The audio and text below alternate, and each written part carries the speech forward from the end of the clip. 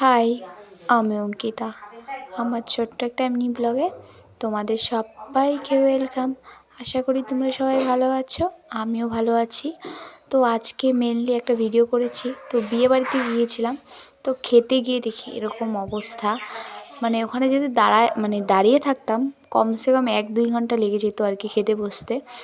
এত ভিড় হয়েছে, মানে ঠেলাঠেলি লেগে গেছে লোকের।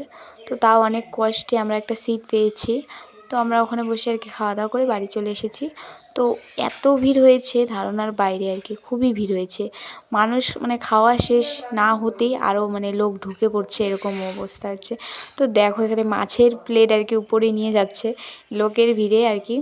ওরা কি করবে এখন, মানে এত লোক মানে ঠেলাঠেলি করছে যে আস্তে আস্তে যে বসে খাবে এরকম মানে নেই আর কি। সবারই তারা আর কি, এত ভিড়।